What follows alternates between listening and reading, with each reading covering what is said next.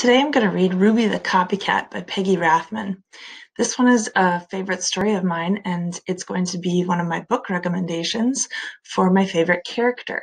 So when we talk about book reviews, we look for our favorite character, or the illustrations, or maybe it's the moral of the story or the lesson being taught. So Ruby the Copycat is my favorite for the character, and let's find out why. Monday was Ruby's first day in Miss Hart's class. "Class, this is Ruby," announced Miss Hart. "Ruby, you may use the empty desk behind Angela. Angela is the girl with the pretty red bow in her hair." Angela smiled at Ruby. Ruby smiled at Angela's bow and tiptoed to her seat.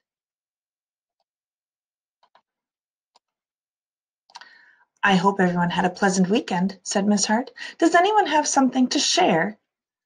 "I was the flower girl at my sister's wedding," said Angela. "That's exciting," said Miss Hart. Ruby raised her hand halfway. "I was the flower girl at my sister's wedding, too." "What a coincidence," said Miss Hart. Angela turned and smiled at Ruby. Ruby smiled at the top of Angela's head. "Class, please take out your reading books," said Miss Hart. A coincidence is something that happens just accidentally. Like you just wore the same shirt as a friend to school one day. You didn't call and plan ahead. It just happened. It's a coincidence. At lunchtime, Ruby hopped all the way home on one foot. When Ruby came back to school, she was wearing a red bow in her hair. She slid into her seat behind Angela. "I like your bow," whispered Angela. "I like yours too," whispered Ruby.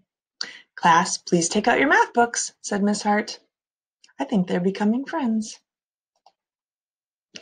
On Tuesday morning, Angela wore a sweater with daisies on it. At lunchtime, Ruby hopped home sideways. When Ruby came back to school after lunch, she was wearing a sweater with daisies on it.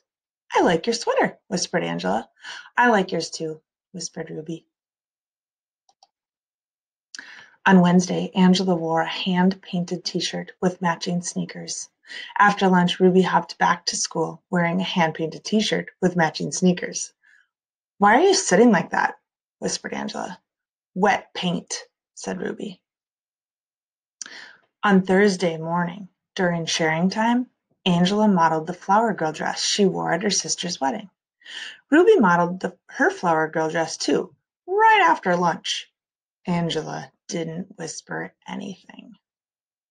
I can tell by the body language that Angela is not impressed with Ruby doing everything that she's doing. By coincidence, on Friday morning, both girls wore red and lavender striped dresses. At lunchtime, Angela raced home. What do you think Angela's going to do? Look at her face up in this picture. She is not very friendly anymore with Ruby, is she? When Angela came back to school, she was wearing black.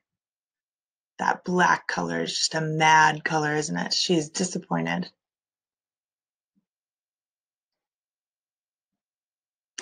On Friday afternoon, Miss Hart asked everyone to write a short poem. "Who would like to read first?" asked Miss Hart. Angela raised her hand. She stood by her desk and read. "I have a cat I could not see because it stayed in back of me. It was a very loyal pet. It's sad we really never met." "That was very good," said Miss Hart. "Now, who's next?" Miss Hart looked around the room. Ruby stood and recited slowly. "I had a nice pet, who I never met, because it always stayed behind me, and I'm sure it was a cat too." Ruby smiled at the back of Angela's head. Someone whispered. Ruby sat down. "What a coincidence," murmured Miss Hart. Look at Miss Hart. She's doing a palm to the face. She doesn't know what to do. Angela scribbled something on a piece of paper. She passed it to Ruby. The note said, "You copied me. I'm telling Miss Hart. P.S. I hate your hair that way." Ruby buried her chin in the collar of her blouse. A big tear rolled down her nose and plopped onto the note. When the bell rang, Miss Hart sent everyone home except Ruby. Now, was Ruby being mean? I think she was just trying to fit in, just trying to make a friend. Being a new kid at a school can be very, very scary. You don't have any friends, and she's just trying to be like Angela. When you do something that you copy someone, that means you like what they're doing. Miss Hart closed the door of the classroom and sat on the edge of Ruby's desk. Ruby dear, she said gently, you don't need to copy everything Angela does. You can be anything you want to be. But be Ruby first. I like Ruby. Miss Hart smiled at Ruby. Ruby smiled at Miss Hart's beautiful, polished fingernails. Have a nice weekend, said Miss Hart. Have a nice weekend, said Ruby. Now we can use our predicting here. What do you think Miss Ruby is going to do over the weekend? On Monday morning, Miss Hart said, I hope everyone had a pleasant weekend. I did. I went to the opera. Miss Hart looked around the room. Does anyone have something to share? Ruby waved her hand. Glued to every finger was a pink, plastic fingernail. I went to the opera too, said Ruby. She did not, whispered Angela. Look at Angela's face. This illustrator just captures Angela's feelings in her face. Miss Hart folded her hands and looked very serious. Ruby dear, said Miss Hart gently, did you do anything else this weekend? Oh, look, she's so disappointed. Ruby peeled off a fingernail. I hopped, said Ruby. The class giggled. Ruby's ears turned red. The author does that. He says her ears turned red. Doesn't say she was mad, but how do you feel when your ears turn red? Just embarrassed. But I did. I hopped around the picnic table 10 times. Ruby looked around the room. Watch.